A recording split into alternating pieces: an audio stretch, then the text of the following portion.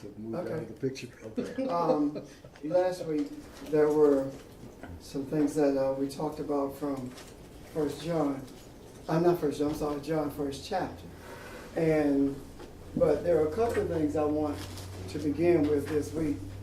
One is I want to talk about the issue of father. I thought about something during the course of the week, that how we make reference to, might want to close the line, is that okay? How we make reference to the Father and treat it like it's the Creator also. I don't believe that when Jesus says, Father, I and the Father are the same, I don't believe he's talking about the Creator. I believe he's talking about Elohim. And the reason I say that is because there is no one like the Creator. The Creator is the source of everything that is.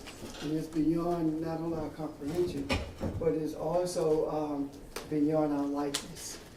And if we really think about it, I thought you had already done it. If we really, well, I'm going to wait and start over again because the telephone is not up. This is the beauty of technology. Yeah. So, You've got like 3 connections. yeah. And then you have a power One more surge. connection, we'd be in serious trouble. Then you have a power change, then you have to reboot everything. Yeah, Whatever happened to overhead projectors and I'm telling you. flip charts. Flip At this charts. time, please state your full name. I'll come here next time when you have a, what's it called, smart board. That's the next Yeah, thing to get. that's the next thing. Yeah. And Okay, everybody can take home a copy of it. So anyway, we were You will talking. now be joined to your conference. We were talking about the whole concept of Father and the reference being made to it by Jesus. I don't believe that Jesus was making reference to the Creator when he said Father. I believe it was an entity totally different. And I believe that the entity to whom he was making reference was Elohim. And I believe it was Elohim because the Creator is the source of everything that is, and no one is like the Creator. No one is like the source of everything that is. Now, the question may come, so if he's talking about Elohim, is he not talking to himself? Because we are Elohim, Right. but he's not talking to himself. He's talking to a totally separate entity. Now, the reason I say that is because the Creator created beginning. And out of beginning came Elohim. In Elohim was the potential of one but many. And until the many were created by Elohim, it was one with the potential of many. And so now, when we talk about being one with the Father, we're talking about being one with the one Elohim, with the potential to be many, the one that came out of the beginning, in the beginning. Does that make sense? Can you see what I'm talking about? Because that's our natural origin, or our spiritual origin, I should say.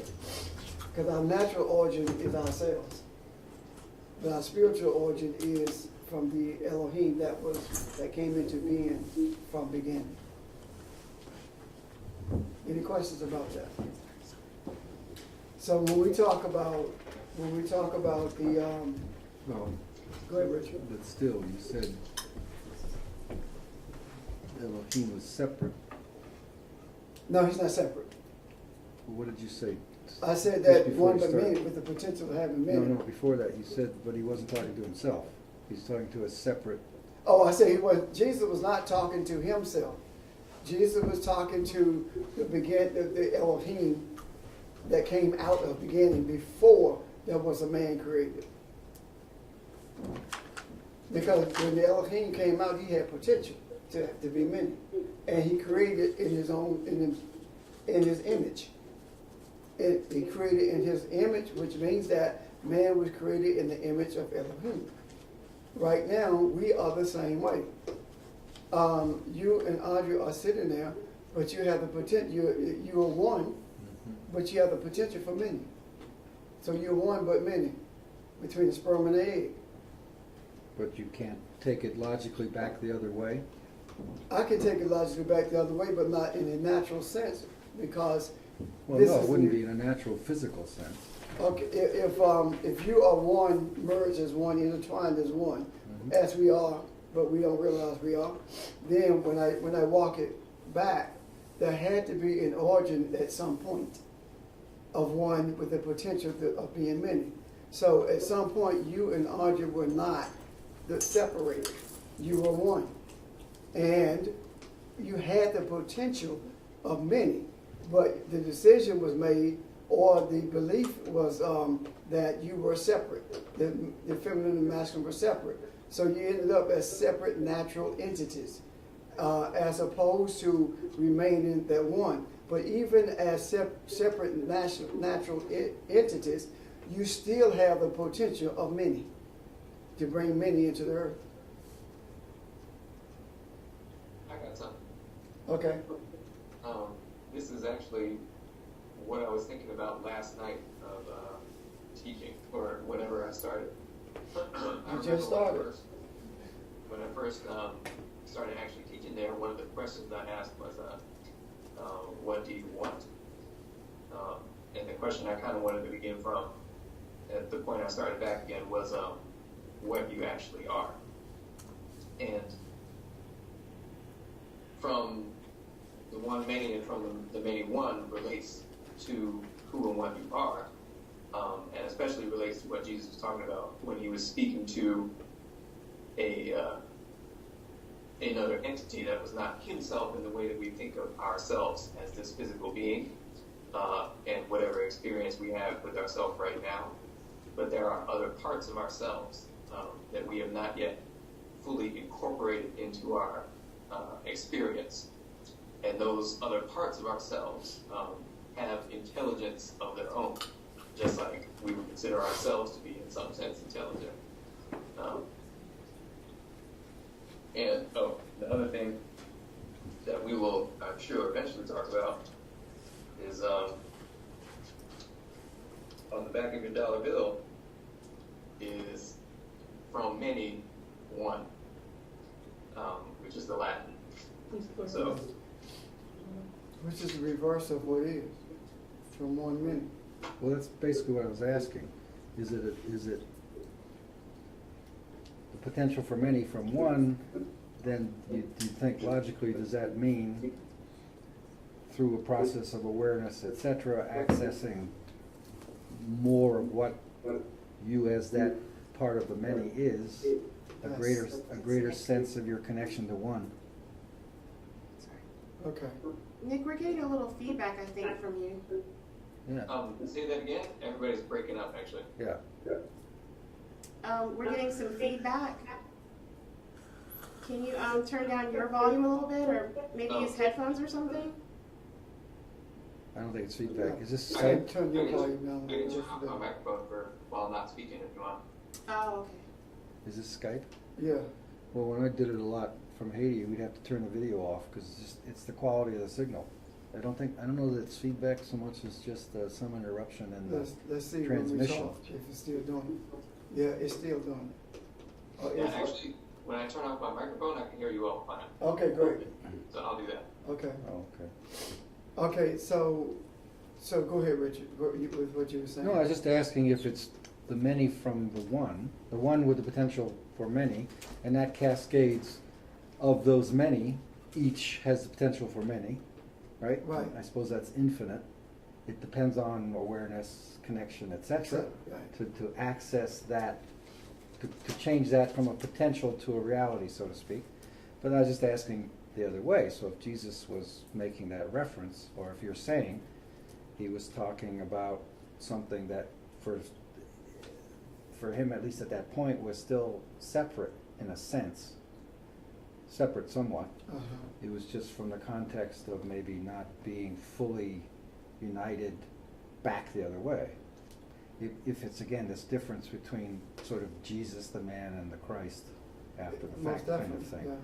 who was still evolving, and awareness, to whom awareness was still, in whom awareness was still growing. So there's he could easily sense of that connection, but not fully developed, Fully integrated. whatever. Yeah. Yeah. I don't know, maybe it's just, I think what, it can go back in the other direction. As a matter of fact, it must go back in the other direction. The many that came out of Elohim must come to the place where they're one with. When Jesus said that I and the Father are the same, he simply was saying that he was one with the Father. So at some juncture, when each one of us become, and I don't mean each in the classical sense of each, but entities, the entities that we are, when we get to the point where we realize we are not separate at all, that is when the many becomes one again. So it has to go in that direction in terms of our awareness before that can take place. What triggered that in me was one of the lines in that verse 6 said, there was a man sent from God whose name was John. And everybody talks about Jesus being sent from God. And this man John was sent from God. So he ought to be just like people say Jesus was. And that's what triggered this thing, my thinking concerning the Father as versus the creator of Jehovah, or the source of all that is. And Jehovah is simply a prefix to a personality of the one, of the source of everything that is.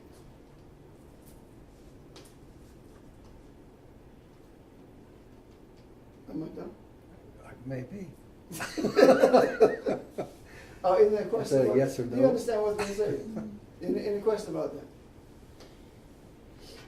does it make sense? Well, it's logical. It's I mean, logical. you can't, maybe that you can't really answer except, from this part up, unless you have an experience of that, And right? and there has been experiences with that. In the experience.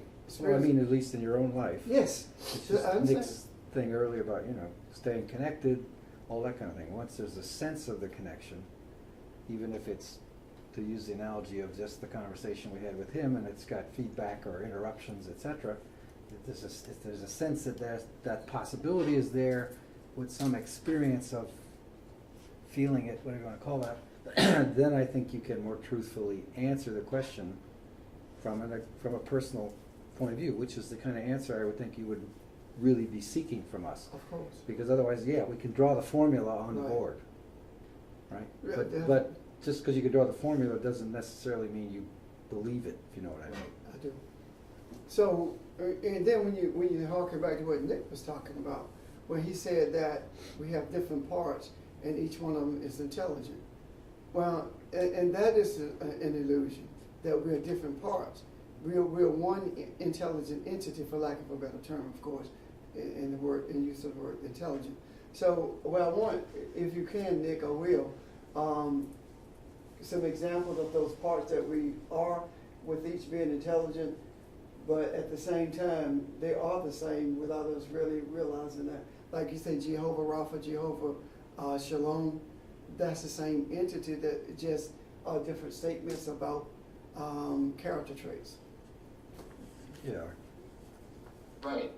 It's kind of like when your body is composed of, trillions of cells, but they work together in such a way as to produce a singular experience. But that process isn't finished. It's just our capacity to hold whatever amount of that totality we are able to at any one given time expands as we get to know the rest of who and what we are by reincorporating those our other intelligent sets that we don't normally draw on or have the ability to draw on. So when you were conceived, you were a single cell, and then all those cells divided. And then at some point during that process, and it's, of course, it's all gray area, there's no lines, that multitude of cells became self-aware. And it could happen at any point in that process, or in the case of certain individuals, it just never, there was no point at which that being was not self-aware in the way that we usually think of that, because of previous experience and et cetera. But once all those seemingly separate, seemingly different parts of the self begin to operate in the same way, that self-awareness has the ability to manifest. And that same self-awareness actually, how would I say, it increases in magnitude. It increases in its ability to be aware of what yourself actually is. And as you increase that, more and more of those seemingly separate parts of ourselves we can experience as a singular or a single experience, instead of feeling like all these separate parts of ourselves are competing with each other. Does that make sense? Okay, let me see if I got you. The one cell, the single cell that begins to develop into multiple cells is indicative of one yet many. Now, the body, the organs in the body are made up of cells, but different functions. But each organ in the body has an intelligence of itself. It knows what its function is. So the function of the kidney is different than that of the liver, even though they may be similar. Now, they don't get that confused. Could it possibly be that the reason that these organs are different but yet have a function towards life is to remind us that there are intelligence beyond what we are aware of at this moment, and the objective is to bring all of those entities to one place, geared toward being one with. For security purposes, Elohim. this call has been terminated. Please contact your mom. Does that make sense? Yes. Okay, did you get that? Not fully. Okay, I didn't. what you didn't get? Seriously. How can I explain the part I didn't get? Oh, and first what you got, then I know what you didn't get. Yeah, that I have to leave a gap and you Yeah, fill in the there you gap. go. No, I mean, the sense I had when you were explaining it was, you were, you're trying to show the linkage or the potential based on awareness, right? So you're limited.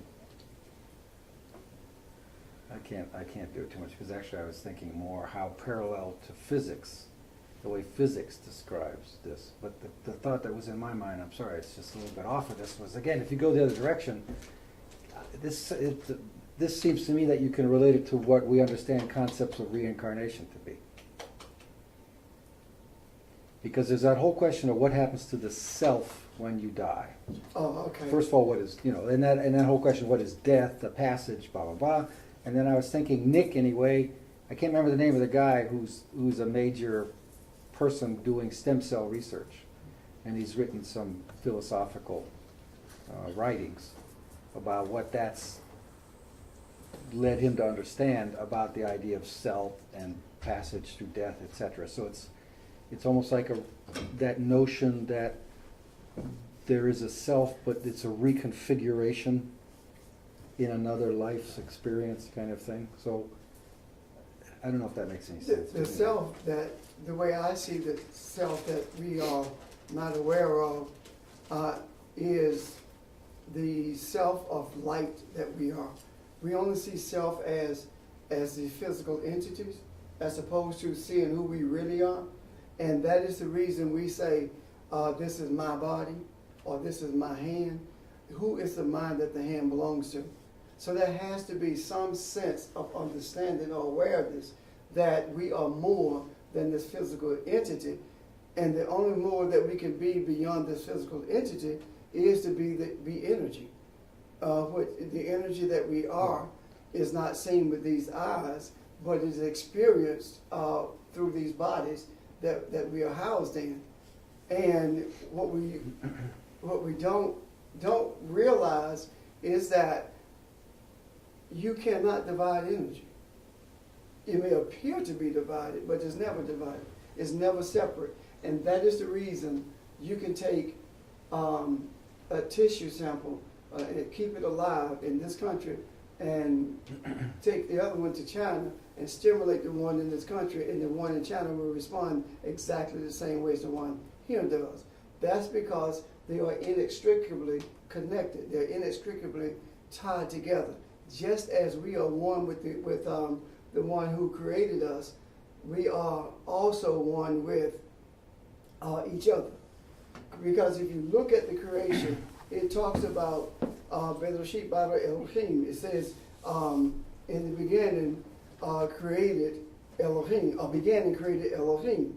But when you get to the second chapter of Genesis, and it talks about the building of the personality of the entity that is called Adam, then it says the Lord God. It says Yahweh Elohim. So it's saying the Lord God. And so at that point, it's talking about the influence of the source of everything that is on the development of the personality of the entity called Adam that is created by Elohim, which means that there is a common thread that runs through the source of everything that is, to beginning, to Elohim, to who we are. And the reason I say that is because the one thing that Jesus said to John, you must be what? Born again. And if you look at the word began, again, it means beginning. It was mistranslated. It wasn't poorly translated. It was mistranslated, and I certainly believe it was mistranslated on purpose, because they didn't understand it, or there was some kind of confusion there. So Jesus is saying that you must be born from the beginning. And what he's talking about is you must become aware of who you are from the inception of your being, from beginning. And if we don't understand or cannot accept who Elohim is or who God is, then we will never be able to accept or know who we are, because we are in that image. We are the same image. We have the same energy. We have a personality character traits that were developed by Lord God, or Yahweh Elohim. And if you look at those personality traits, think about it this way. Every time you see Jehovah Rapha, is Yahweh who heals. Okay, you have the ability to do the same thing. So those personality traits are in character traits are in every one of us. Whether it be Jehovah Shalom, which is peace, it doesn't matter which one it is. It is a reminder of not who Yahweh is alone, but who we are in relationship to Yahweh. Does that you understand what I'm saying? Does that make sense? Yes. So the whole idea of us having different intelligence parts being intelligent. I think when I dealt with the organs, I was using them as an example of being reflective of that. Because if you look at the ancients, they believed that each organ represented a character trait. There were certain things in each organ, and I don't remember at this point what they were. I think, was it the liver meant something? I can't remember what they were. We have the same in Chinese medicine, all that too. Yeah. Characteristics and yeah. Yeah, all the ancients knew that. It's just playing different Right. roles. Yeah. I wanted, because I wanted to, I thought you was going to look for it. I wanted to, I would that we could find at least one, what it means. Because the Chinese believe that your tongue is connected to your immune system. And that's why when you do a piercing in the tongue, it has an adverse effect on the immune system. So the organs are indicative of different character traits. And when we talk about an immune system in a natural sense, we talk about a body. But what does it mean to be immune in the spiritual?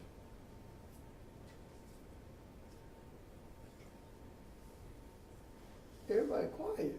Well, Thinking. no, I mean, Yeah. to me, the analogy is, okay, I'll hazard a guess, or a statement. It's resistant to the distractions or the corruptions or what comes from the lack of awareness. That is what we call disease, etc. Right? If the intent was that you wouldn't have illness. Illness is a manifestation of incorrectness, if you want. I don't mean, I'm careful what words I use because I don't want to make it sound pejorative or negative, like you should be punished. The reason you're sick is because you did something wrong. It's Right. not that simple. That's a simplistic interpretation made from that same level of ignorance, maybe. Right. But it is indicative that something isn't working in a harmonious way that it could, right? Right. And in some cases, it's called what? Evil. Which Well, I doesn't- guess that's if it's with evil not imposed. meaning, is, when I use evil, I'm not talking about in the traditional sense of what evil is supposed to mean. I'm talking about unrightness. I'm talking about used for something other than what it was created to be used for. That is why we have issues with our bodies, because we do things to them that they were not designed to endure. And look at the word disease, dis-ease. It makes you uneasy. And so when we talk about spiritual immunity, is exactly what Richard said. Those things, that system of things, or for lack of a better term, that prevents all of those outside, what we call outside or internal entities that would distract us from the idea of who we really are. I think that's why, viewed from a lower level, and by a lower level I mean more of a lack, an ignorant in terms of full awareness level, you can use a term like sin. Yeah. You're sick because you committed some sin. But the better definition than what is sin is you are off of center, so to speak. You're entangled in something that you shouldn't be entangled in. Yeah, you're out of the harmonious, natural, Out of balance. center. Yes. But as opposed to an evil thing, if you know what I mean. Yeah, I do. Then that just distorts and confuses the whole thing. And I don't see sin from that perspective at all, and I want to reiterate that that sin is not what we have termed it to be, not at all. And if you look at it from the Aramaic or the Hebrew says you begin to see that it meant something totally different. Even when you look at the ancients and other religions, you will see that it's something totally different than what we think sin is. And if you look at it from that perspective, then it could mean sin, that you got entangled in some things that distracted you. But if you look at sin from the sense of punishment, Right. then it's wrong. Right. It is totally wrong, because sin is not a punishment. It is actually a signal that your course needs to be corrected, because you are off balance. Mm-hmm. And when you discipline a child, that's exactly what it should be, discipline, as opposed to punishment. Because punishment carries such a negative connotation, and it gives us a sense that the one who created us is sitting above everything, waiting to hit us in the head with a stick, which is crazy. Right. That is not true. So we have to Especially a Republican. hopefully rather we begin to look into the organs of the body and see what they represent, so that we can have a better sense of the intelligence of which Nick spoke earlier. Nicholas. Yeah. We do that a lot, right? Is that Sure. along the lines where you were headed? Yes. Okay. Well, And yeah, it relates to what it is you actually have to do in order to invite those intelligences to reside within you. So when we talk about the body of Christ and our own bodies, or that is something that the Spirit animates and resides in, or resides in and animates. And when it says that the Spirit lit on him like a dove, and that whole image of that light coming down from above to reside within him is that same process of reincorporating what is experientially in some way separate, but not really separate. So it's kind of like when you were first learning to read, or I guess I have to exclude Pastor Richard.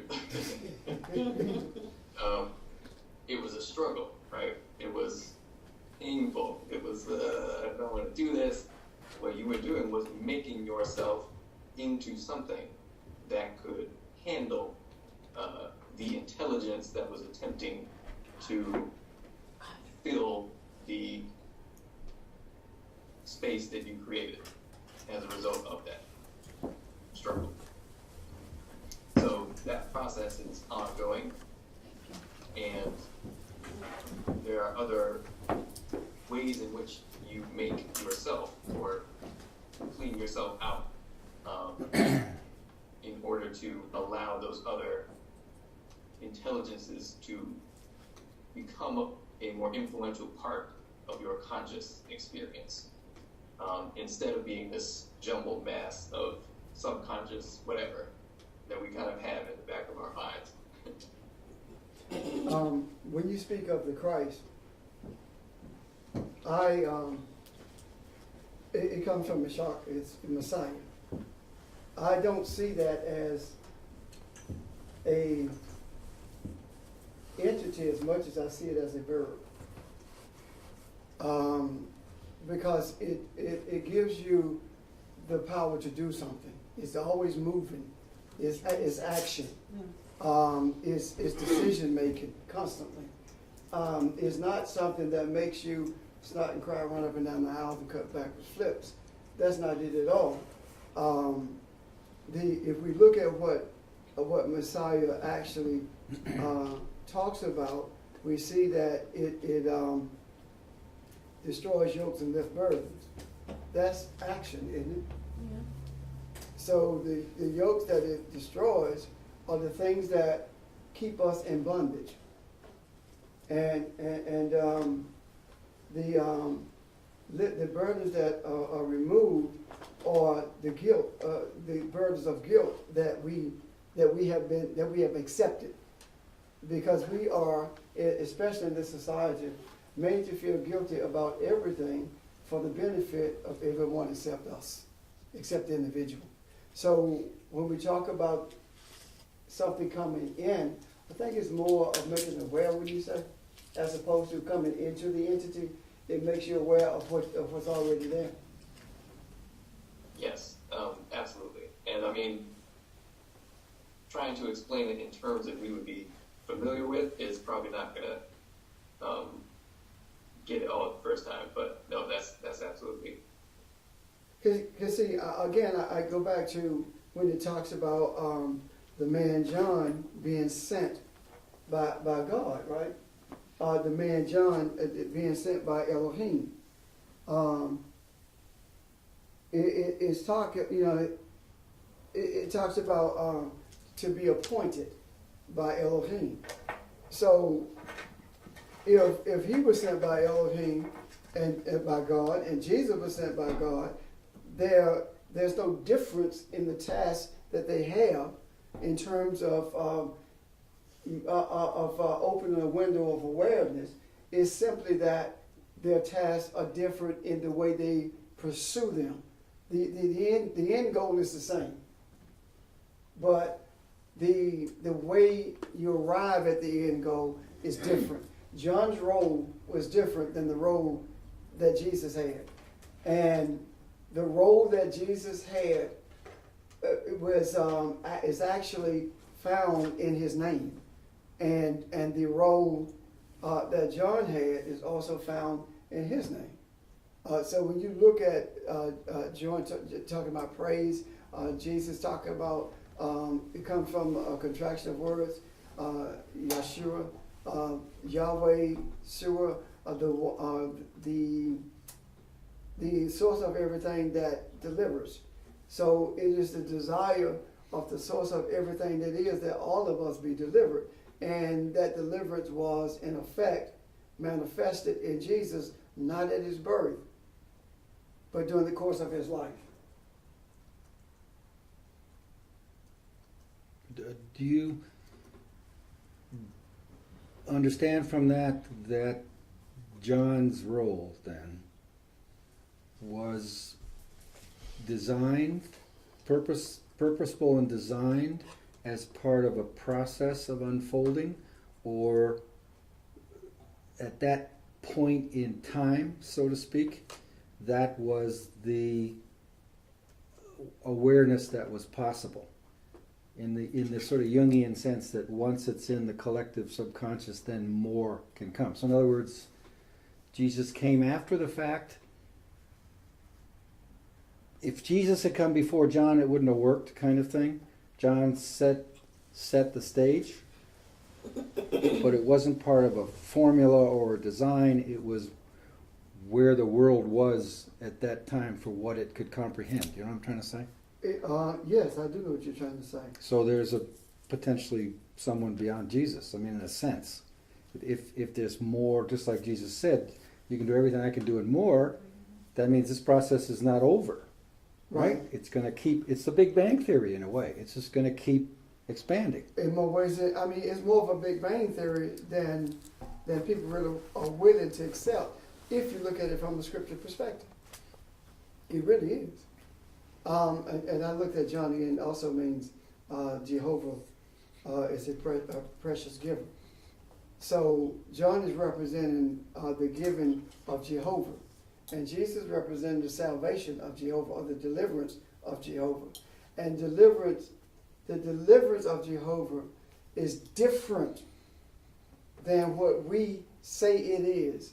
When we talk about being saved, being saved is tantamount to joining the church and sitting on the pew and doing what you're told. That's what being saved. Well, you don't really do what you're told either. You do what you want to do and pretend you're doing what you're told. But that's what the idea of being saved is in terms of our traditional religion. But deliverance deals with something much, much more in depth than that. So Jesus is representing Yahweh who delivers.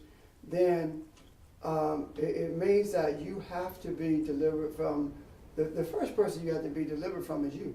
Mm-hmm. Your own ideas about who you are. Then the next thing that you deal with in deliverance is the things that has been put in you all your life from birth. Those ideas of what's right and what's wrong, the sort of what's the seven garden of sin type thing.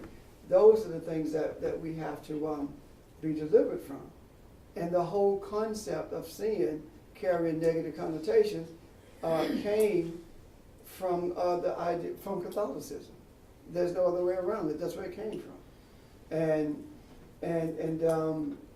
it seems as though we lost our way in that until we began to look at the original language and began to see that that's not what it is. So if John John represents Jehovah giving and Jesus represents Jehovah deliverance, what do we represent?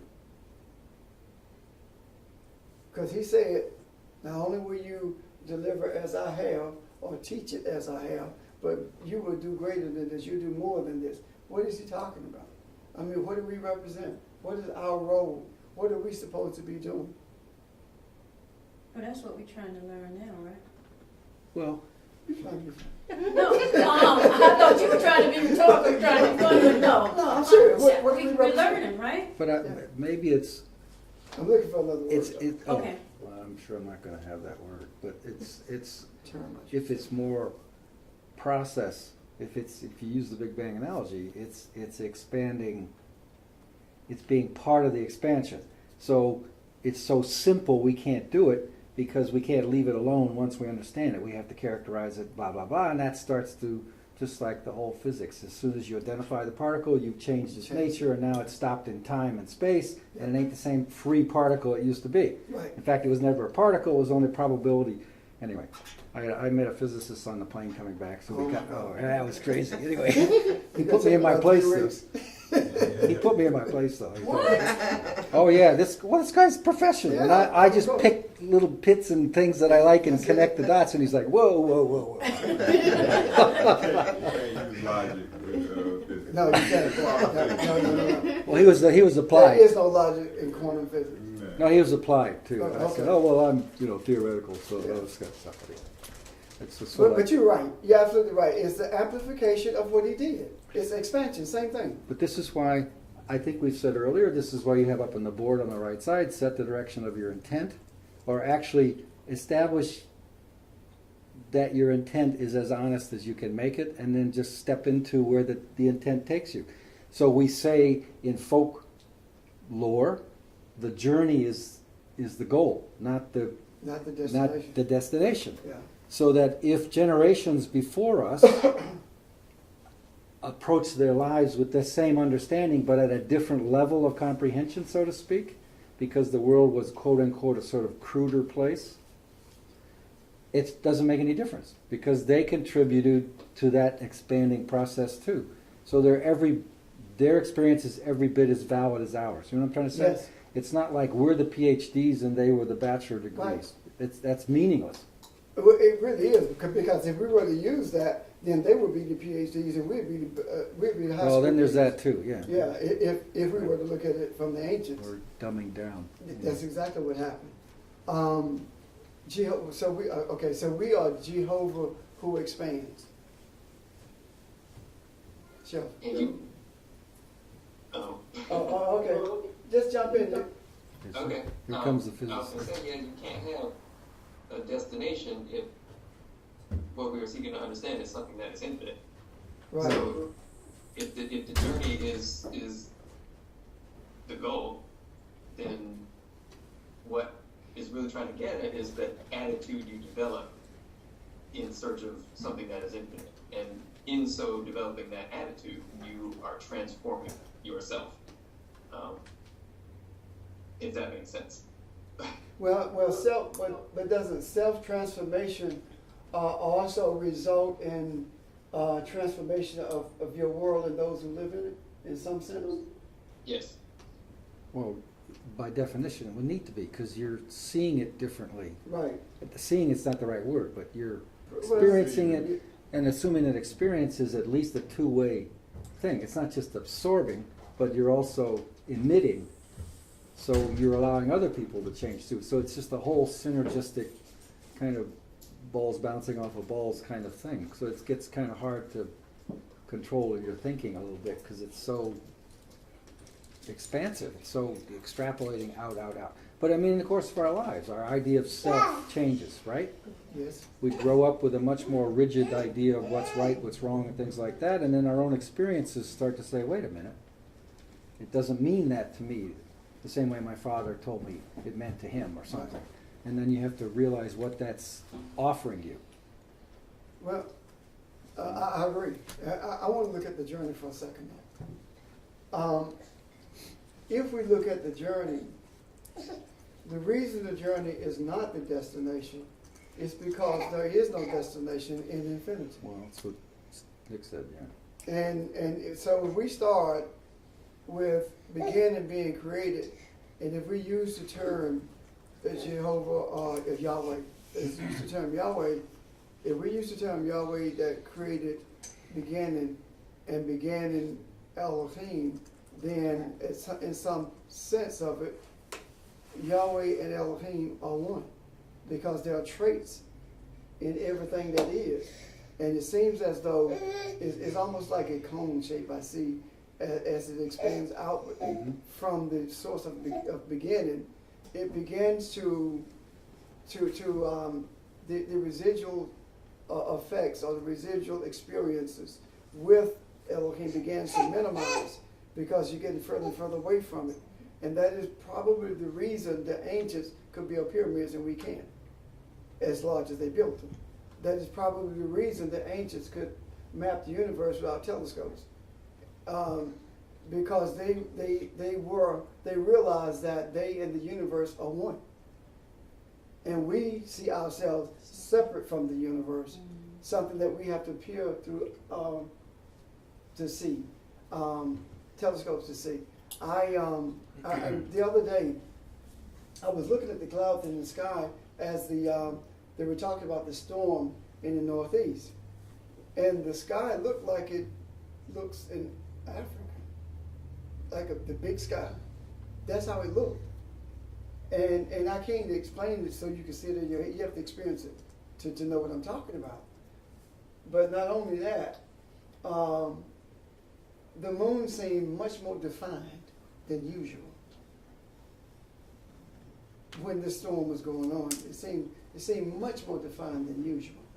So I guess what I'm saying is that the ancients would know what all that meant, as opposed to us trying to speculate. So my suggestion to us is that rather than speculate, wait until it's revealed, because speculation is what got us where we are. So if you're on the journey and you don't know what the journey is, you end up doing the same. If you speculate, you end up doing the same thing that happened with the Azusa Street revival. You end up labeling it and create another denomination. The Church of God in Christ came out of that revival. So we cannot.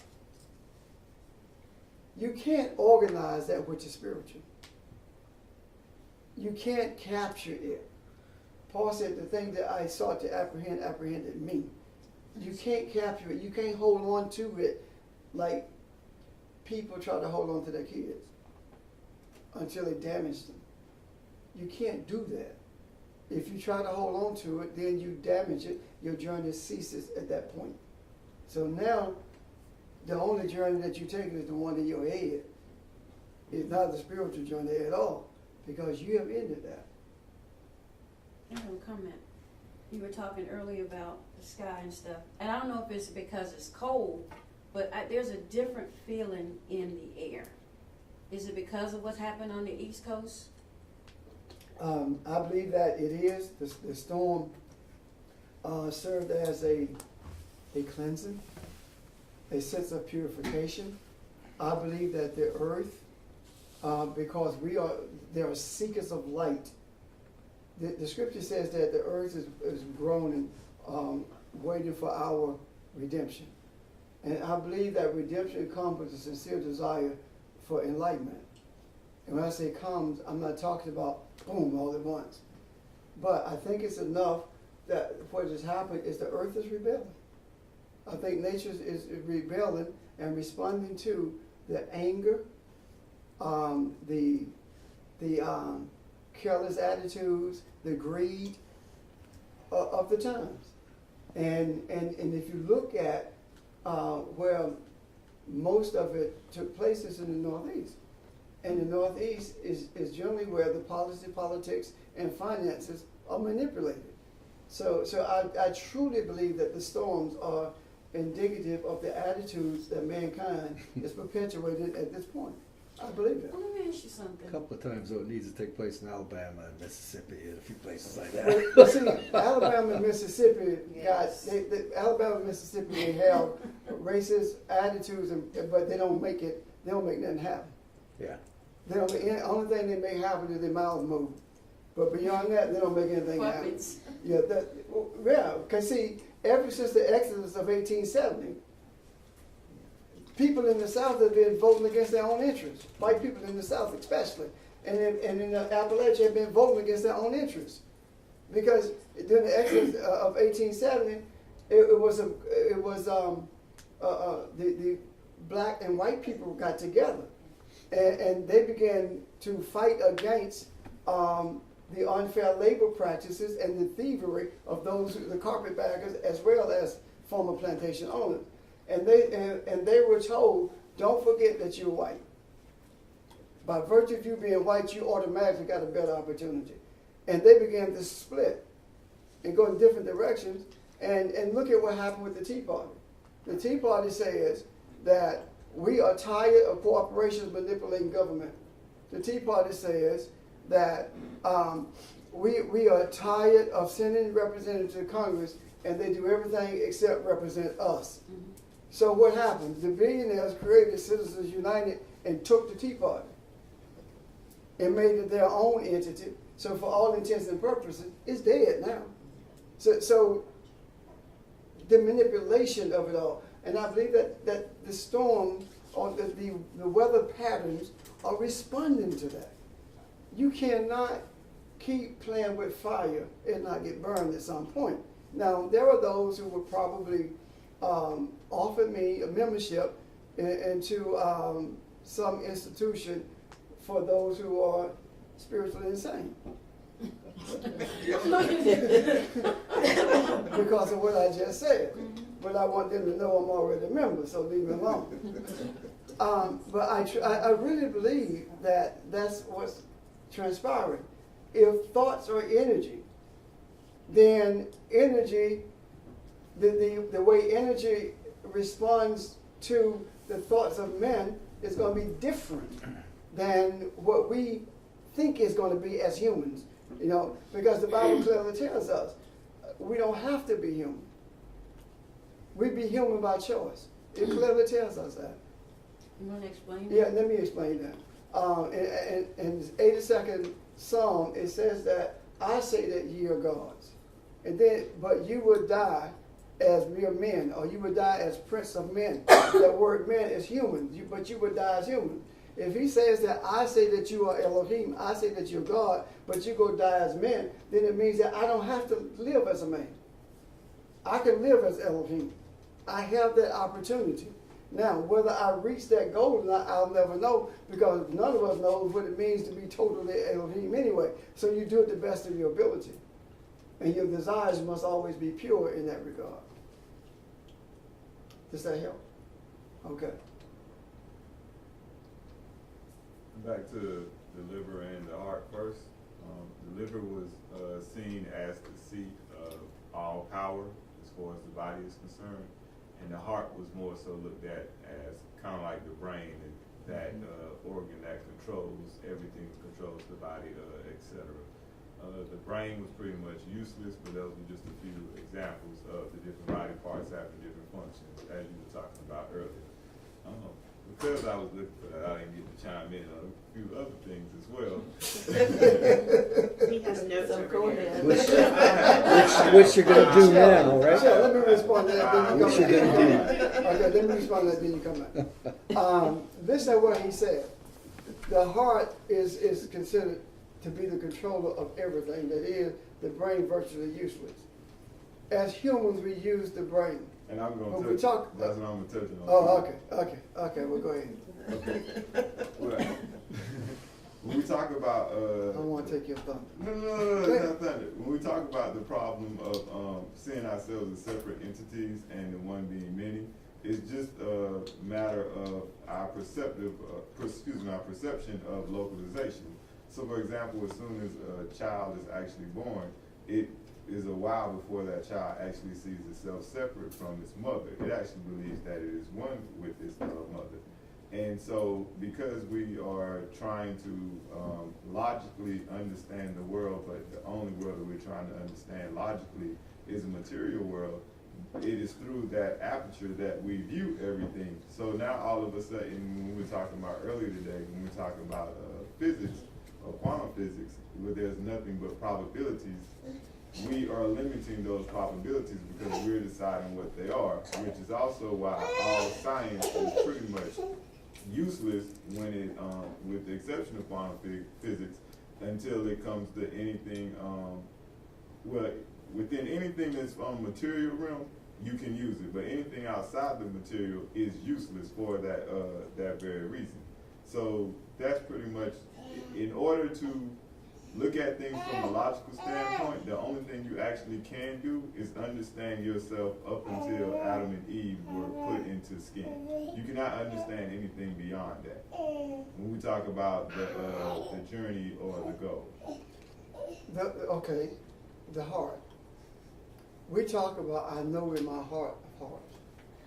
We talk about I feel in my heart. When we talk about compassion, we talk about love, we talk about the heart. We do not talk about the brain. We don't talk about the brain until we start talking about natural intellect. That's when we begin to talk about the brain. But when we're dealing with intangibles or spiritual things, we always make reference to the heart.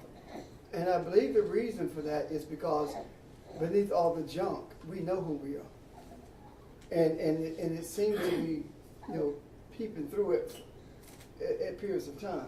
So by virtue of our speech, by virtue of our action, we are always mimicking who we are in one form or another. The only thing is tricking yourself because you look through it through a material lens, or where everything needs to make logical sense to the point that you understand it. However, there are so many factors on a logical standpoint that you cannot even account for, so it's darn near impossible to know something or to have a real concept of it just from a logical standpoint. There are far too many variables for you to account for. Yeah, because frankly, because of all those variables, it's difficult. But Well, don't forget too, I mean, I'm persuaded a bit by what I understand, but it's very shallow, as to what some more recent brain research has suggested. And some of that is translated into the work of a fellow named George Lakoff, who talks about frames and how 80% of what you really absorb and work from is a subconscious level, not the conscious level. Which is why the Democrats say, if we explain the facts, they'll believe us, and the Republicans know if you use key words, it resonates more deeply, right? Right. It's not the facts that guide people's decisions. So in that sense, that whole, the brain developing what are called frames, or the way to translate things, is what you learn as you grow up. Yes. So it's not that there's too much out there. It's that the way that you've wired yourself to process it is difficult to overcome. It takes a real effort, and there's not much around to help you work through that. To some extent, that's psychology and things. But and I think that's what we're doing now.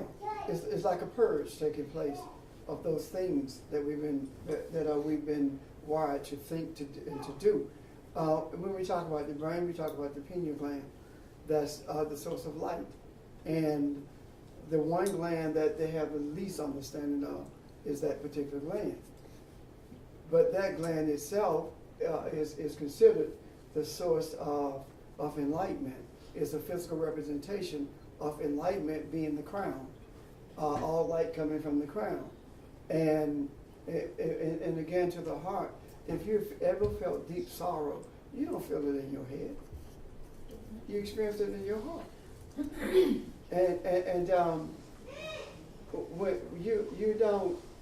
When you talk about having a heart attack, or when you talk about having a stroke, strokes are connected to the heart because it's blood. It's either a wet stroke or a dry stroke, but it's still blood, and it's still connected to the heart. And no matter how far we go, we always deal with the heart. Because when something touches you, you don't grab your head, you grab your heart. When something scares the hell out you, grab your head. When we look at the brain itself, the upper part of our bodies, the head, the eyes don't really see anything. It allows light to come in, so it can be developed in the back, somebody's cortex back there. Where is it the visual cortex? I think it may be. Where visual cortex is it? Okay, that's where it's seen actually. So by the time it gets there, the object is changed. So so it's more about perception than it is about reality. And what we're trying to do is get back to what's real. The journey is to incorporate what's real into our being, or become aware of what's real, as opposed to what we have created. and called real, like all this technology. The ancients didn't need all this technology, but they were able to communicate. So we are substituting. Boy, address that. Because we are far from We are. the source in our minds. Sheldon. Which, when we talk about the technology, all our technology is basically based upon the manipulation and understanding matter, material matter, whereas 96% of all that exists as far as the universe is dark matter or dark energy, which would be what the ancients actually were learning from or understood. So, of course, we are definitely inferior from that standpoint. So then to correct your comment, they used a technology by a different name. What was the name? Well, if it's, I mean, we think of what we think of as technology is this, Yeah. okay? But if you come from a shamanic perspective, the technology they're using is accessing another energy, it's a dark matter kind of analogy. So, okay? so it's a different way of harnessing. But they wouldn't energy. call it a technology, that's all. It's a different way of shaping energy. Yeah. Because this is energy. The technology that we shaped is energy. But we say they didn't have technology, we did, and it's just Right. a label we're applying. And And that's it's not, we're not letting ourselves be as perceptive as we could be, that it's not the that, page of thinking. or not thinking. No, not thinking, I think. Not Thinking- reflecting on what you've just been told, just saying you accept it. But I think part two, I wonder if sometimes this thing between the head and the heart is what helps to explain some of the anxiety you feel. And you get people, Hermann Hesse once said, I tried to follow the promptings of my own heart, but found that so difficult. Because what's overriding what? Where's your intuition? And yet you have all these frames, you have all these phrases, you have all these understandings, let's say, in your head. And so it creates a friction, a tension between the two. Who's going to lead, who's going to make that decision? Here or here? And So. when there are decisions, for example, when we make a decision that stop rings, for it to stop raining, for someone, for the person to go in a direction. When that decision is made, it's left alone. There's no thinking about it in here. It's stated, and that's it. And what changes it is the energy that you directed towards it simply by making a statement and leaving it alone. Because both worlds at that juncture have come together. The verbalization of it and the spiritual thought of it has come together at that juncture. Because thought is spiritual speech, actually. So when you bring both worlds together, you get results. However, if one world doubts the other, it doesn't happen. If you say it and I'm gonna see if it's gonna happen when I open my wait to see if it's gonna happen now, then it doesn't happen. You have to. When I tell you, tell me something that's going on in your life, and I say, let me do what I do, and I hang up. I'm done. I'm done. I don't do nothing because I've done what I'm gonna do, and it changes, doesn't it? Yes. It changes. So that was what Richard just said as far as I'm going to ask you to show me the logic in that. Go ahead. as far as him talking about the two different people, like within that one person trying to decide which one to go off of, etc. The only thing that is the person doubting themselves and not knowing who they are. And then as they becoming a better understanding of who they are. So say for example, if you wanted to rain because you're a farmer or whatever, you're trying to feed your family and you're self-sufficient and it's basically a drought. You're wishing it for it to rain versus you being connected and more so know who you are and having that power to understand that in my heart or whatever, I see rain, I wanted to, not that I wanted to rain, but it's raining or whatever. Then all of a sudden that person's thought or their actions are different based upon their knowledge or their understanding. from an objective and a subjective standpoint of who they are. It's kind of like the difference between wanting something and intending that that thing take place. Because when you want something, it's out of lack. When you intend, it's you will create and fill that space, and then you just leave it. Say it again, Nick. It's the difference between wanting and intending. So when you want something, it's out of a sense of lack and ignorance of the self that we are, and our ability to create that thing. When you intend something, it's bringing it out of yourself, essentially, to fill that space that you have created Now, with desire. And that can apply to pretty much everything in your daily life. no, not pretty much. It does. It does apply. But it also affects your actions, because if you are thinking I want something or I intend to something, that's going to totally control your actions and your thinking. Just a matter of you knowing that you have that power. You see, and the scripture speaks to that. The Lord is my shepherd, therefore I have no lack. It does not. It says lack. So all it's saying is, if you believe that you don't have any lack, then, as Nick stated, what your intent will bring into being everything that will bring to you everything that you perceive that is need. And if you stop always begging for it and just let it be. Seek ye first the kingdom of God and his righteousness, and all these other things will be what? Added. So if you just seek the journey, that's all, just the journey. Because I believe that I'm a magnet for everything that is perceived as a need. I'm a magnet for that.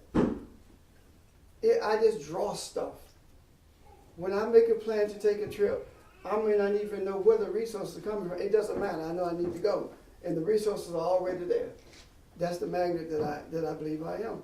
And we have to believe that the manifestation of it is because of our intent, not because our perception of there being a lack.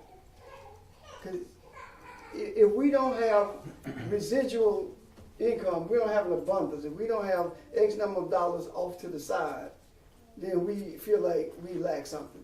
I don't know what I'm going to do on a rainy day. Get an umbrella. Yeah. When you really trust rainy days in that terminology, they don't come. They don't come. When they appear, the sun comes out. They don't come. But can you, Nick or whomever, can you say also when you're conceptualizing something as a lack and you want, as opposed to an intention that something changes, you're accessing a sort of different aspect of self, and maybe the want, the lack is, for want of a better way to characterize it, a lesser, a cruder. I think what it is, Because you're a complex of self. you access the real self. The intent accesses the real self. The want deals with the natural self, the body. You being human. Okay, Just so said the word human being. So you're operating beyond being human. Yes. Yeah. So how do you sense that it's an honest intention as opposed to a want? You're not just changing the vocabulary, but it's a different. Go ahead, Nick. Yeah, it's a subtle thing to learn how to consciously do, I think. But you just got to be as honest with yourself as you can be in the process of learning how to do that. So when you intend, it's kind of like you're opening up a channel to your higher self, or the self that you are not yet fully consciously aware of. So when you, well, actually, what I was thinking about was when you use that word, when you try to conceptualize or conceive, when you are conceptualizing, you are conceiving a particular energetic intelligence. And depending on what it was you were thinking about, the nature of that intelligence energy can be completely different from what you were in your deeper self actually intending. So when you intend, the channel opens up to that deepest self, and you don't have to worry about all the complicated stuff about actually putting it together intellectually, because it can be done intellectually. The intent, But but the, I guess that's why I was saying, how do you, isn't it a broader concept of self? Okay, I was recently reading a book that Audrey'd given me called, I don't know, about how shamans dream the world into reality, whatever that was. Courageous dreaming.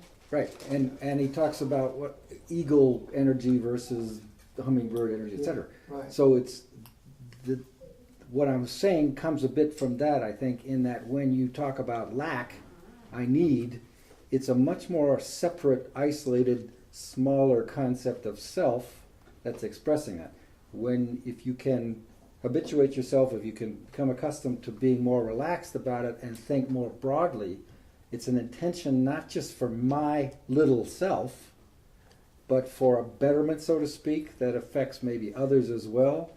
That's Always the intent. difference. I got you. That has to always be the intent. It's not just for me. See, let me tell you something. This is how I did. This is my experience.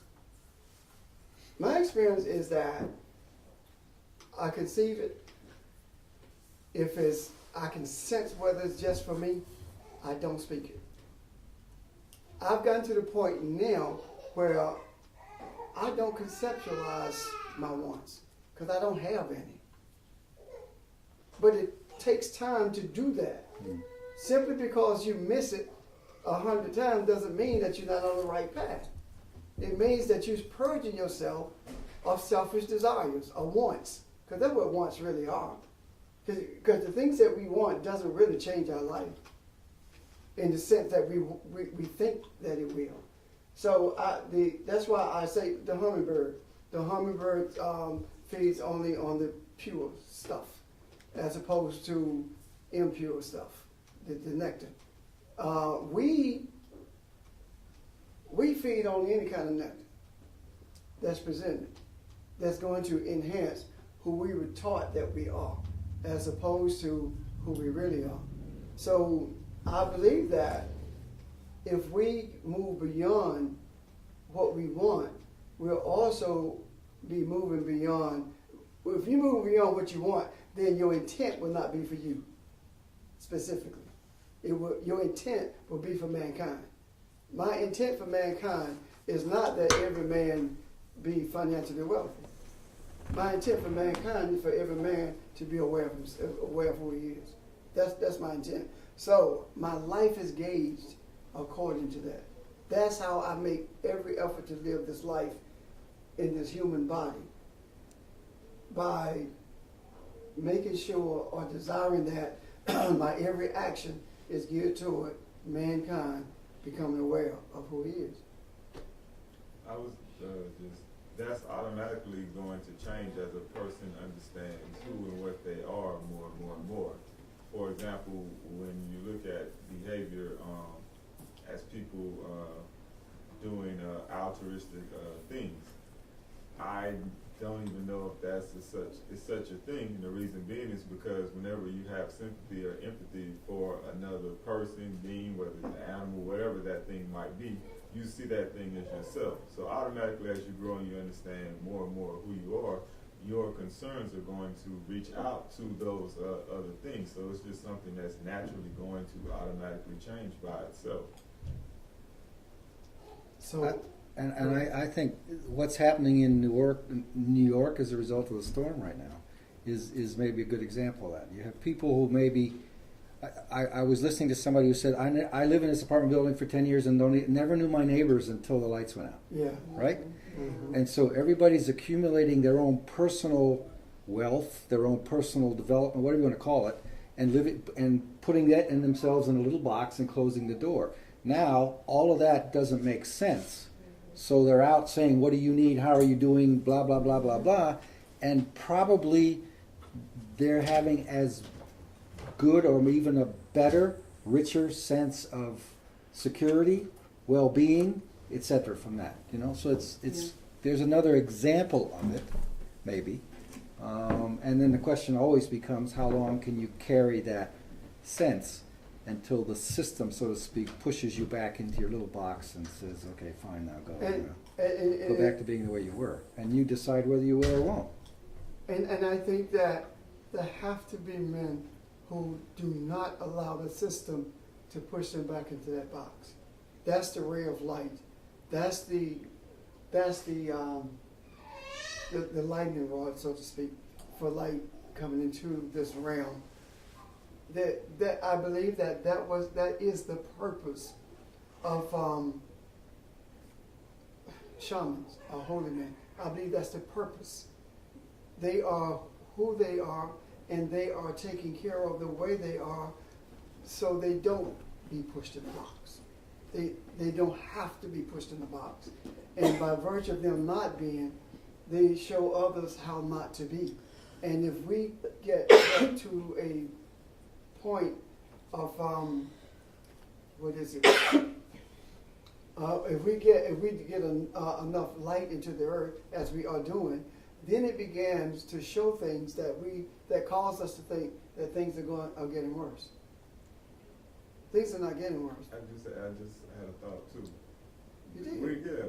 We only look at things as getting worse when we look at it from a material standpoint. So with the example like what Richard just said, in the traditional sense that a blessing is used, the storm was a huge blessing. If you look at it, okay, you have a person knowing themselves, basically greater sign, anything that's actually material. Yeah. So all these things that we actually label as being bad, like, no, this is a great thing that actually took place. Well, I wouldn't quite use that vocabulary, but I would say it's an opportunity. I think we've said that 1,000 times in here different ways, that life presents you the challenges you need because the energy of life wants you to grow, so to speak. Right, and you decide whether you're going to continue in ignorance or not. Right? That's the free will part, so to speak. Yes, what I mean Maybe, is but we are not material, point blank. Because we are not material, it really doesn't matter if it's comparing anyone knowing who they are. Whatever happens materially means absolutely nothing because it's not even material anyway. So it's almost like I come over, you have a home that you stay in, and then you have this elaborate sand castle, and I come and I kick over your sand castle. It's not really important. Why? Why is his sandcastle important? Because it benefits. you try that. No, but I think it benefits the sandcastle benefits him in no way when he has a home for his family, etc. It just exists. So I don't think I was saying I'm making the occurrence is this whole material experience is just something that we just built the same way he would have built his little sandcastle. That's all I'm saying. When you mentioned the home, it brought something to mind. It depends on how you view it. What is your perception of your home? My perception and the reason we have the space is for everybody else. That's what it's for what we do with it. You see, it's not to impress anybody, because I learned a long time ago, if I can't impress the Creator, who the hell worth impressing? Mm. So it's not to be impressive, it is to be open so that there is a meeting place. And the energy in that meeting place is always the energy that's being sought. Always. Always the energy that's being sought. And it's up to the dweller of the castle or the house to make sure that that energy is there. And that all that's based on intent. That's all, and every bit of it is based on intent. So it's not so much that it's mine as much as it is I'm a steward.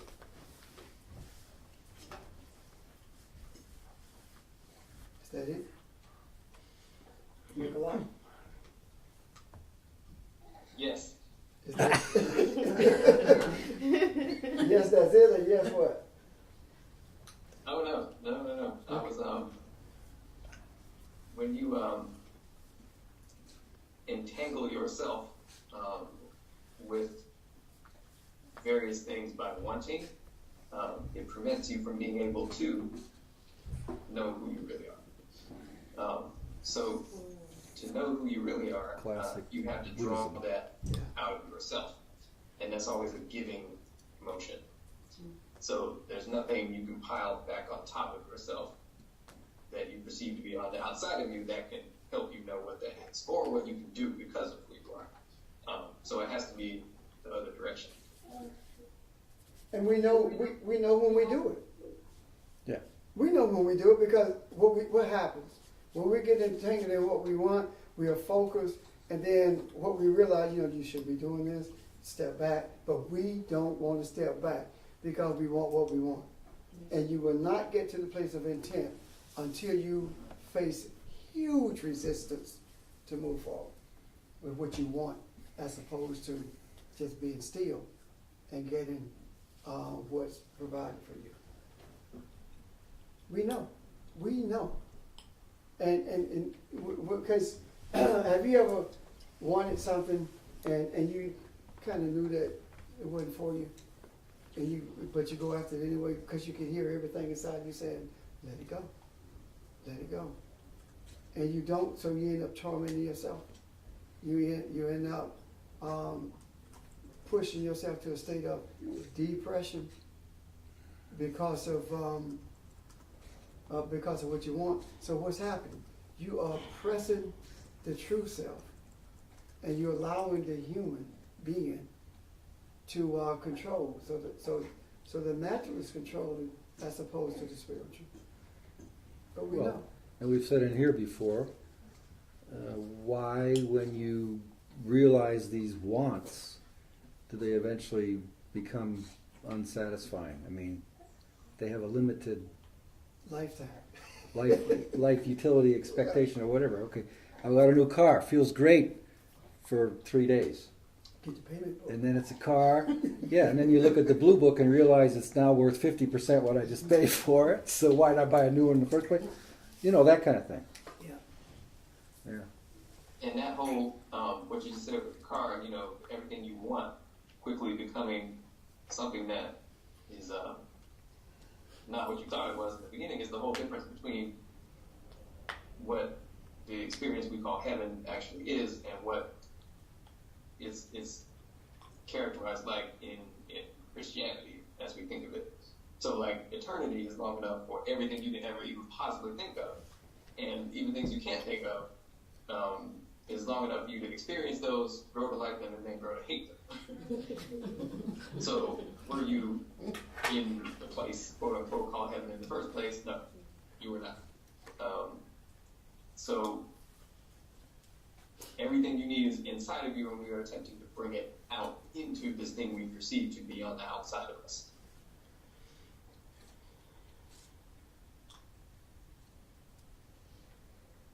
Anyway. So I had a thought. It escaped me while he was talking. Anyone else?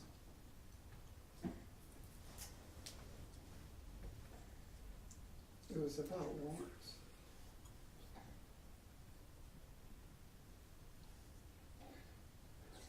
Anyway, that's one of the things that we need to, that's one of the greater things that we need to be delivered from. And that's one of the most difficult things for us to be delivered from. And what's funny?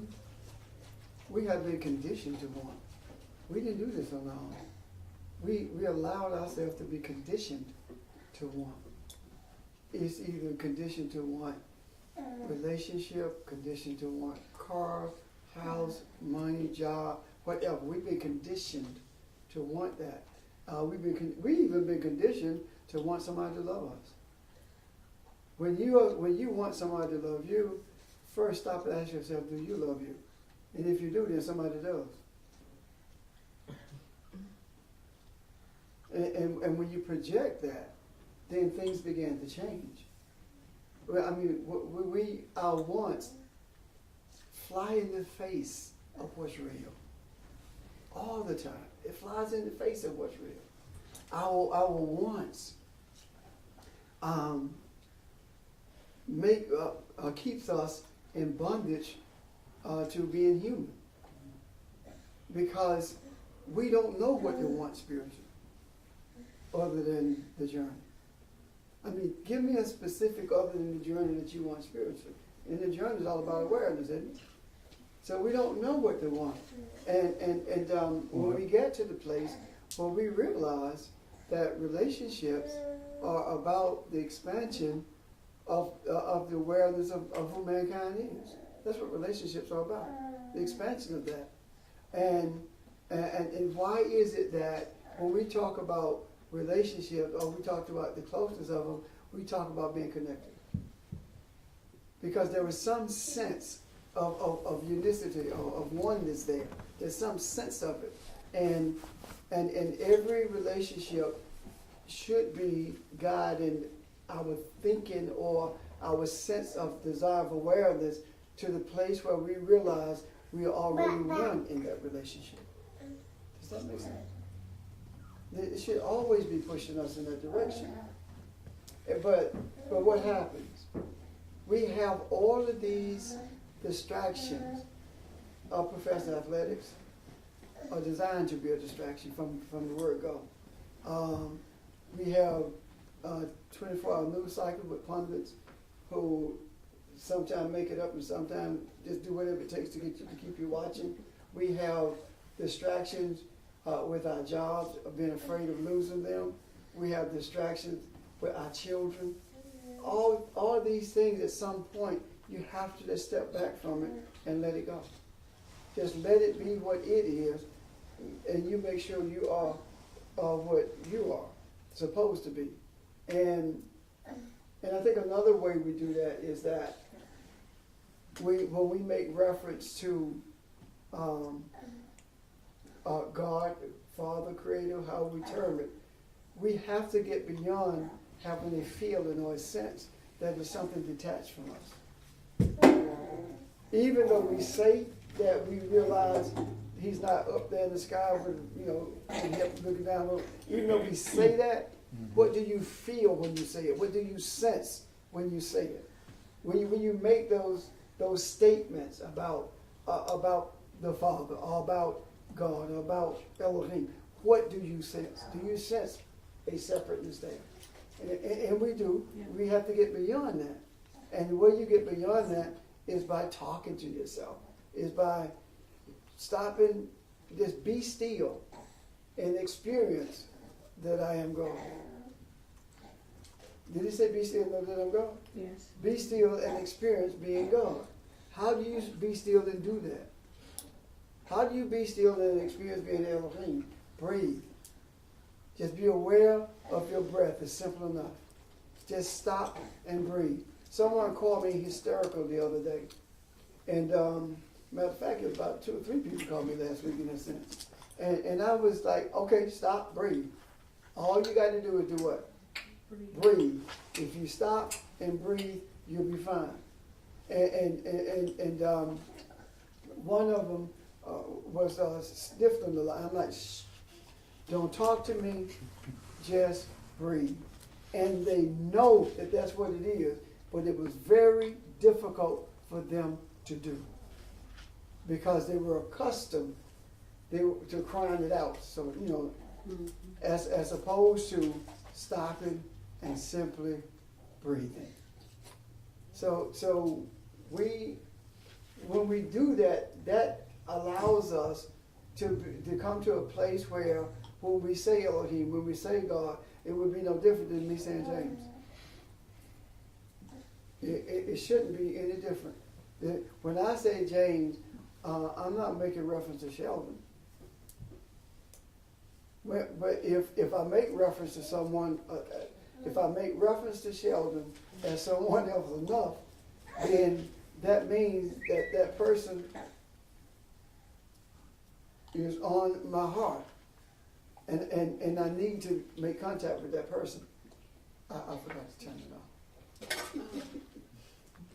off. Before we end, I want to talk about the archangel also before we end.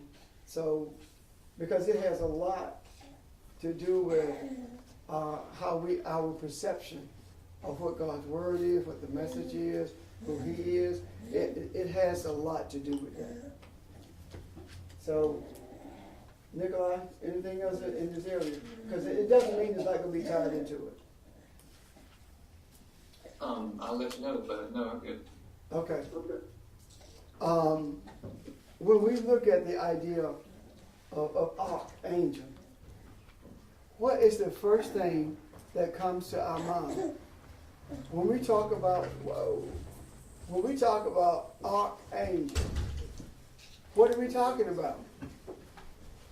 What do you think when we talk about archangel? The messenger? When we think about archangel, we think about the angel in charge. As it says, the boss angel. Yeah, Huh? big, The big dude. The head angel. big wings, big wings with Yeah. a big sword. Yeah, but that's what we think about. If we think about it. Angels with wings did not come into being until Catholicism ordained it. During that period. First of all, when you look at it, if you look at ark separate from angel, you will find beginning. That's what it means, beginning. When you look at angel, it's a messenger. So whenever the archangel comes to you, you are getting a message from beginning. That's what's happening. So when you read in the scriptures that the archangel brought a message, it's simply saying that the message was brought from beginning. Notice I didn't say the. It's brought from beginning. Because beginning is a living entity. And beginning is still speaking the same message that beginning was speaking when Elohim came out of the womb of beginning. And the message that beginning is sending to us is, you are one with the potential of being many. So archangel, from this point forward, when you think of an archangel, don't think of the angel with the biggest wings and in charge of a legion of angels. Don't think of that. Think of what it really is. Any questions? I was going to ask you, why would beginning send a message to? So you can be born again. Because you're off track. So you can be born. Yeah, I was going to ask that, but then I thought about it. Yeah. I'm distracted. Jesus, right. Jesus Yeah. says you must be born again. Yeah. Every time beginning brings a message, that's a rebirth. What are we talking about? Again means beginning. So born again means you must be born from beginning. So when you're birthed from beginning, that puts you back on track. That refocuses you. Even when, let's say that you've been through some trying times, right? Mm-hmm. And we're talking about the things that you're dealing with. And I say to you, you know what? Right now, you go ahead and cry all you want to. You can start crying and cuss and do all the other stuff. I'll deal with it. Then the next time I call you, you say, thank you. Now, what have I done? Nothing actually in terms of the natural. But what I've actually done is going to begin to bring a clearer message, to refocus you. So you have got to refocus without you even being aware of it by virtue of submitting to me. Can you see that? Yes. And that's what happens. And keep in mind, this is not a sequence of events. You know, there's beginning, all pregnant and stuff, and after 9 months, here come Elohim. You know, and then Elohim is pregnant and all stuff, and after 9 months, here come heaven and earth. You see? It didn't happen like that. This is not the sequence of events. time did not come into existence until we got skin. We are the ones who create and perpetuate time. So this all happened at once. And it's still happening. We just have blinded ourselves to the reality of it. And every once in a while, we are visited by an archangel. We are given a message from beginning. And the reason I say visited by an archangel is because every word lives. Every word lives. If words were not alive, why is it that if I embarrass you, you feel it in you? Words are real. They are alive. So when the message comes, it is a living message for you to refocus. If you ignore the message, then you get stopped in your tracks. If you go through it, then you can move forward from there. But as long as you disallow yourself the opportunity to move beyond that point, you will always repeat the same thing over and over again. So that is one of the reasons, and some of you know this about me, if it's a problem, I'll come to it, I hit it head on. I don't wait the next week. I deal with it then. If it's something I feel like I need to deal with you, I don't put it off and start creating all these scenarios about when I walk in there, this is what I'm going to say and this is how I'm going to look. I don't do that. I deal with it. Why? Because if I don't deal with it, it's going to keep coming up. Is that not what we said? Yes. It's going to remain there. You have to deal with it. Now, let's back up a little bit when we talk about message from beginning. When I talk about relationships being geared toward, all relationships being geared towards mankind becoming aware of himself, then what I'm saying is that every time that you are intimate, and intimate doesn't necessarily mean physical. Every time that you're intimate, there should be a message from beginning. There should be a rebirth. There should be a refocusing. There should be, and I'm not talking about talking scripture all the time either. It doesn't always take quoting the scripture to refocus. As a matter of fact, that's what gets you out of focus. Quoting them and not knowing what they mean.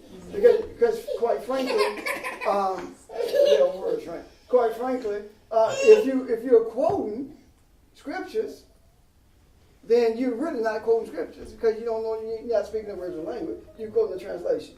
So you give the principle involved there as opposed to that. Because a lot of our conversations, even though we are socializing, what they do, they move mankind to another place of awareness. And we've done that in here. One of the places of awareness is we sit here now and we talk about being born again and make statements like it's talking about being born from the beginning. It has nothing to do with being a member of a church. Nobody blinks it out. Why? Because the transformation has taken place.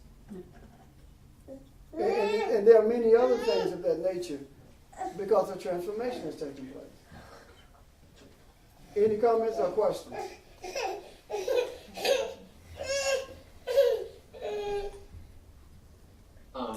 I wanted to, hopefully it doesn't take us off track, but just show you something really quick about that archangel thing.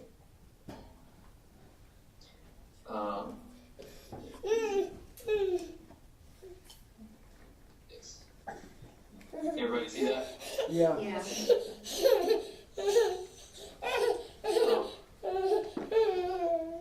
So does that kind of make sense? Explain it.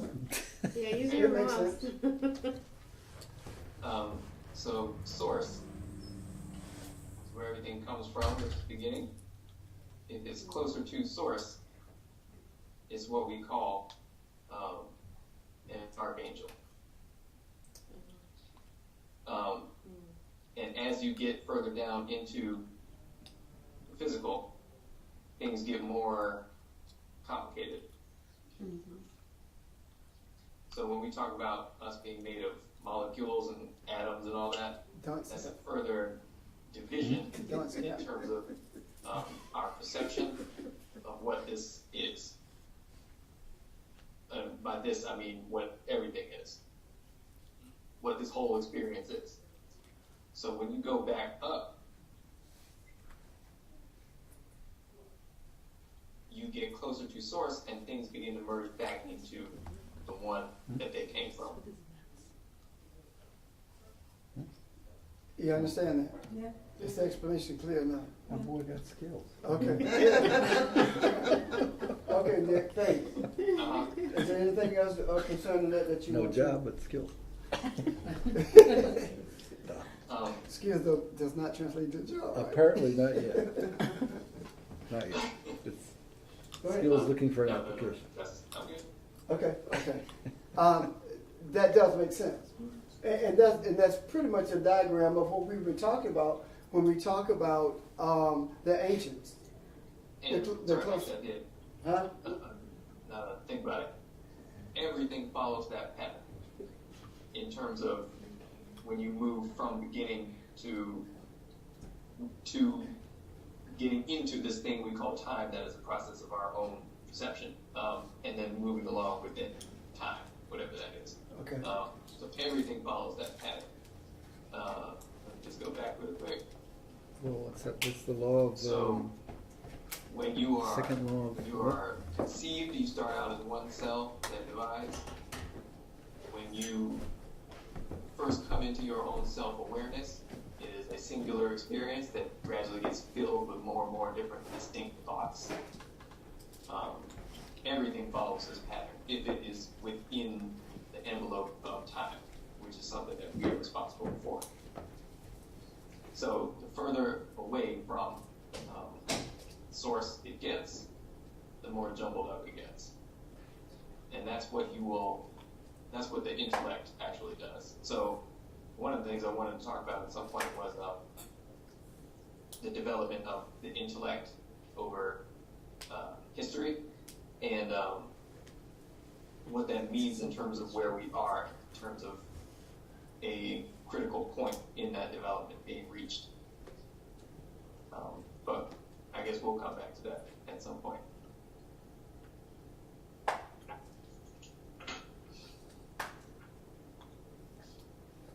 Okay. Any other thoughts or questions? No put. Nick, were you going to teach that next week? Yeah, I can. Okay. You trying to make sure you don't end up there? Is that what that is? No. It wasn't my doing. It was kind of really the idea. What do you want? You want continuity? What do you need? From other places. Oh, yeah, I can do it. I can do it right now if you want to stay here for like 3 or 4 more hours. That's up to them. Now, I thought you were supposed to be teaching next week, but I wasn't sure if you knew yet. Oh, I didn't actually know. Oh, okay. We didn't know all of this was going to take place, so it's set up now.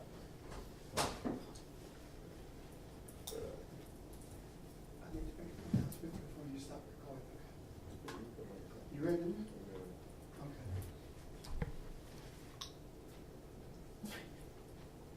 Okay. I need to make an announcement. On December the 20th, we'll be at my house. And we will be there until the 21st, of course. And then after we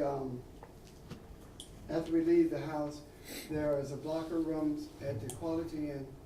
Write this number on the board, please. For the 22nd, night of the 22nd.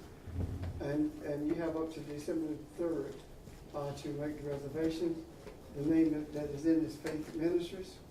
And the purpose of it is that on the 22nd, which is, I'm sorry, the 22nd, which is that Saturday, we will be going to Greater New Faith, so all of us can come together. And our first opportunity to become a unit on this earth after the 21st. And I think it's important that we make every effort to do this.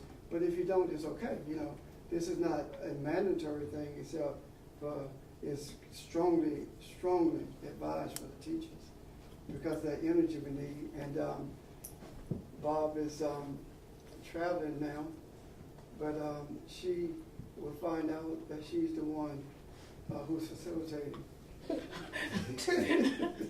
Probably already. Yeah, she probably already knows because she does it all the time anyway. But I wanted to make that clear. Okay, we clear on the 20th. That's on Thursday. 21st is on Friday. So what night? We come in the 20th all night at the house. So it's the night of the 21st at the hotel. The 21st is on Friday. The 22nd is that Saturday. We go to Great New Faith. And I think it's indicative of, I didn't think about it at the time, but after I gave it some thought, or it came to me that this is the Sabbath anyway. And that's probably the reason it came so strongly that we needed to do this. 864. The hotel number is 864-427-5060.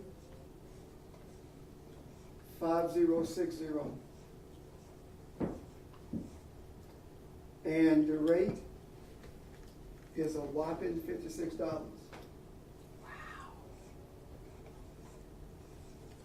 The rate is $56, and they gave us their rate. Is that with breakfast? No, it would have been By December 3rd. with a Guinness. By December. With a Guinness? Okay, I take Yeah. that over a undercooked bagel and whatever this. Tell you, I found Pastor, when you Wait a say, minute, tell me again, the nights though are the 21st and 22nd or the 21st? The 21st is at the hotel. The night of the 21st Yeah. at the hotel. The night of the 20th at my house. Right, Right. okay. when you Okay. say my house, what's Oh, your I'm talking about, address? my address is 188 Phoebe Place. It's still over there. But it's Oh, what, we on, Oh, where they got it. okay. Yeah, Really? yeah, Phoebe Place? yeah. Oh, I didn't know that. We just had a map. I didn't know.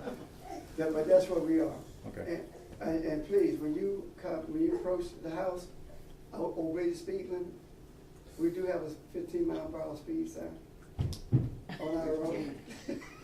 But we can still park in the grass, right? Yeah. Okay.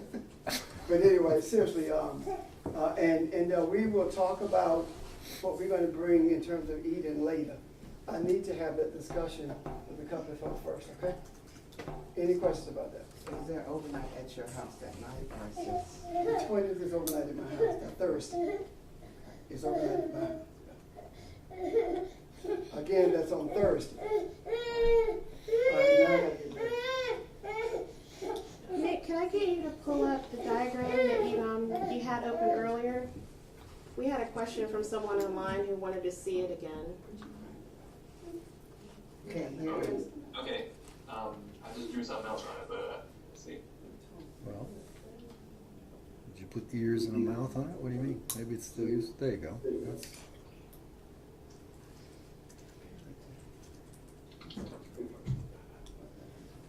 Can you see that? Okay. yeah, Yeah. I'm checking. well, we can. And the reason I was testing out what my brushes look like. But this whole thing is, yeah, like I said, I don't even know how far it goes, but I'm sure if I started talking about it, we would find out.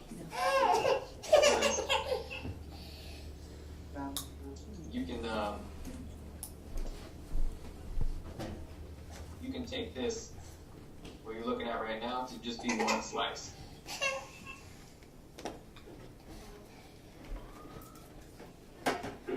Right? So eventually you can put it together and have the whole circle, and then everything comes outwards from that center into what we consider to be external. What I was gonna say, that I was thinking about was that's why the pyramid was built like this, to draw from the bottom back up, to draw everything back to the one. Okay. That's kind of also why I just mentioned on the back of your dollar bill, you have a pyramid that's unfinished, and with the Latin ad requiescus, which means from many, one. So whatever the intent intentions of people who designed that were, and they in some way had to do with these spiritual concepts, and actually, I believe anyway, were supposed to be positive for the most part. But they are being co-opted and changed for various reasons. But was there a question about this thing, or just somebody wanted to see it? We had a request to see it. I'm waiting to see if a question comes through. Oh, okay.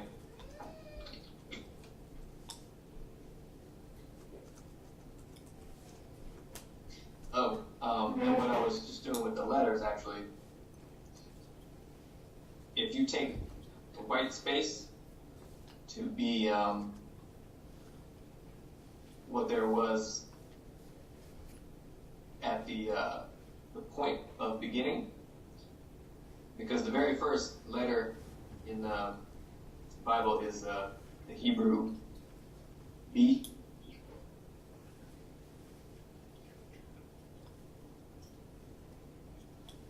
Bet.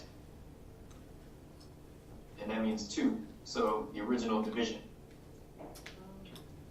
So from the original, whatever we can't even conceive of, you have a division.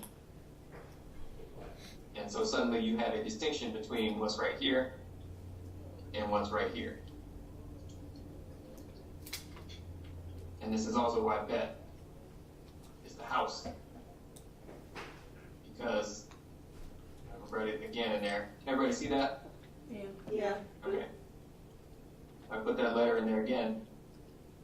The very first thing that was uttered was the distinction between something and something else. And the Bet is that interior space within which everything else takes place. So, in other words, Aleph would be out here in the white space. And then it just goes on from there.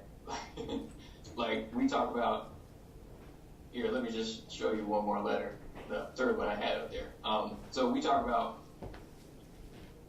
the sun in our solar system being an analog for a spiritual principle, the life-giving principle anyway.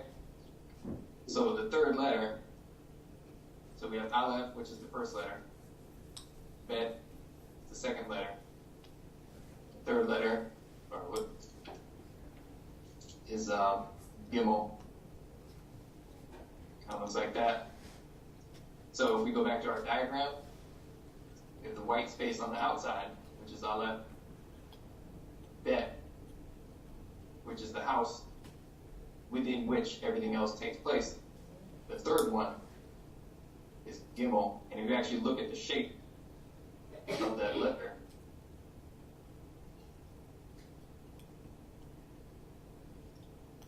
it's a line with a point at the bottom. So within our little diagram, we have a line with a point. So that is the astrological symbol for the sun. But this same point of light that is created within the house is the tip of this little pyramid thing over here. Remember I was saying before, this pyramid shape is just a slice of the whole circle? Yep. That's what this circle is. So all these archangels are here at the original point. And then it just gets more complicated as you go outwards from it, from the center. So physical, what we would consider the physical, is taking place on the outside, on the outermost edge of the house. And part of this whole point we're coming to with the development of our intellect on a collective scale is we are realizing we can't go that much further. And we are coming to edges of the intellectual ability to even understand what this reality is. So the only way to go from there is back towards the center. But see, you don't necessarily have to go back through that whole process again. You don't have to go back through all that stuff because something can happen. Critical mass can be achieved, and this whole portion down here is transformed instantaneously. So it's kind of like when you were a cell developing in your mother, and then you divided and divided and divided, and then you were born. At some point, you achieved self-awareness. So despite the fact that you were billions of cells, each doing its own little job, at some point, they lined up. And what we would call self-awareness sort of clicked on or became quickened anyway. And what that self-awareness is actually a channel right back to the source. So instead of having to go through all that stuff again, you just go right back to where you came from. And that's like the 2012 phenomena, right? That's what we're talking about achieving? Yeah. And looking back at this is actually what's kind of like, I can make this clearer, but that's what we're doing. Nick, Uh-huh. that's what happened to Jacob when he wrestled with the angel and said, surely this place is the house of God. Bethel, it means house of God. And that's when he became known as Yisrael, which means those who were ruled as gods. So what you're actually saying, I think, is that when we have self-awareness, as did Jacob, what was he wrestling with? He was wrestling with the message. He was wrestling with the message from the beginning. And he said, I will not let you go until you do something. Tell me your name. And the message of beginning touched him. And the thigh is the place of reproduction, in the area of reproduction. So this is representative of what Jacob went through and is indicative of what we have opportunity to experience if we choose to. Am I hearing it right? Yep. And that same story is the whole thing. Just like I always go back to Jesus said, like, you had to raise me up like Moses raised the serpent. Yeah. All that's related to sexuality, or the part of you that does that, what that energy is, and raising it back up. I got another comment there, and then I'm out of here. Bet Olive is Bethel. It means house of God. El is God, and Bet is house. So those two words actually spell Bethel. So from the beginning, we were told to return to the house of God. Yep. Bethlehem.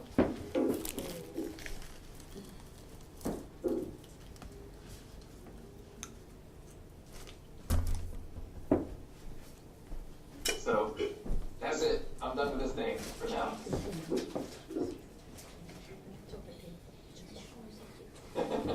Janice, were there any other questions online? Nope. Are there any other questions here? Well,